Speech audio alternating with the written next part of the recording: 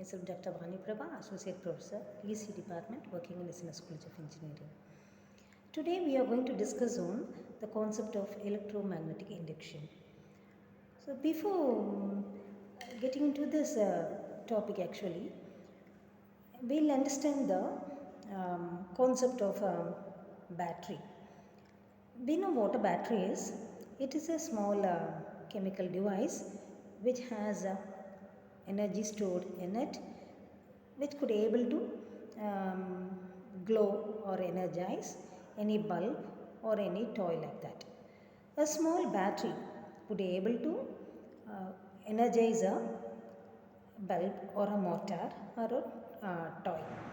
Whether is it possible to build a giant battery that could able to light up the entire world? Is this possible? Let us think for a while.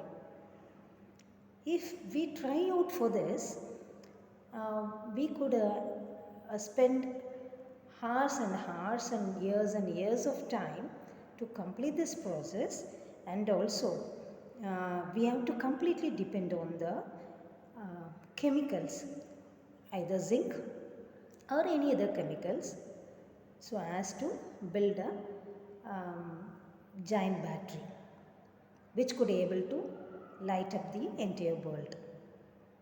Michael Faraday, a great scientist, was deeply thinking on that.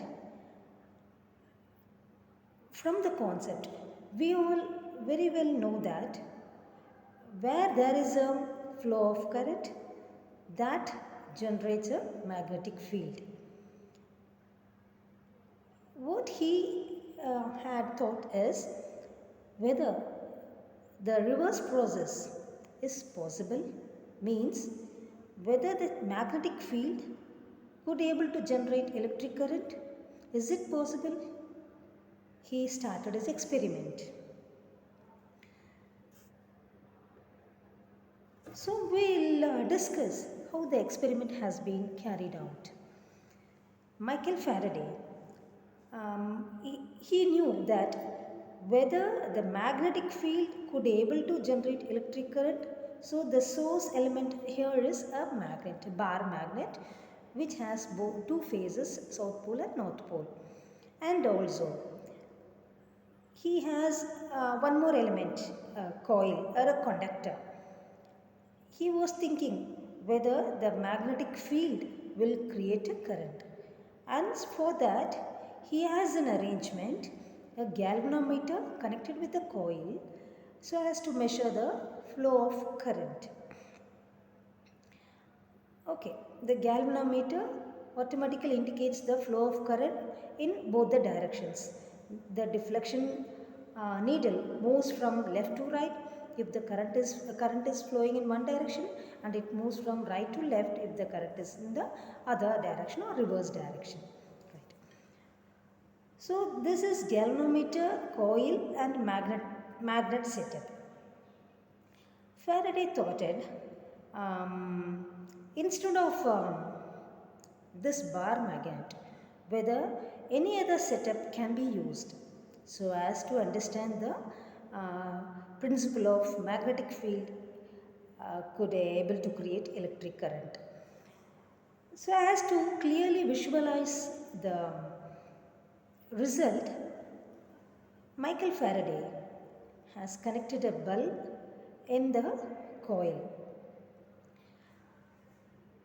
and he experimented by placing a magnet over the coil or nearby the coil, and he was waiting for the result. He would like to see the glow of a bulb, but unfortunately the bulb didn't glow, and he was quite shocked whether their theories, why the theory does not work out. What was the trouble with that? Change in electric current, that is electric current produces magnetic field. Vice versa, magnetic field has to produce electric current. Why this does not happen? What was the reason behind that? So he was completely thinking about that, and he started his experiment still further. And out of disappointment, he moved the bar magnet away from the coil. And okay, this does not work. Let me think a better one next time. Having this in mind, he just tried to come out from this. Astonishingly, he saw the glow of a bulb while he was removing the magnet.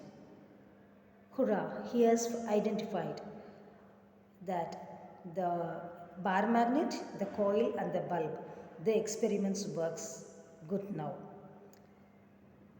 So what may be the reason for this? So long the bulb did not glow. Once the magnet has been moved away from the coil, the bulb lights. Why? What may be the reason? He was completely astonished and tried many things. And after a long thinking process, he identified a result and come to a conclusion. Let us see what will be the exact reason for this. The exact reason is changing magnetic field produces EMF, of course.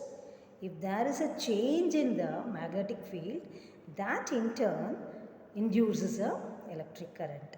So a steady magnetic field does not give any electric current or any voltage. So this EMF produces a current within the closed loop, and that in turn makes the bulb to glow.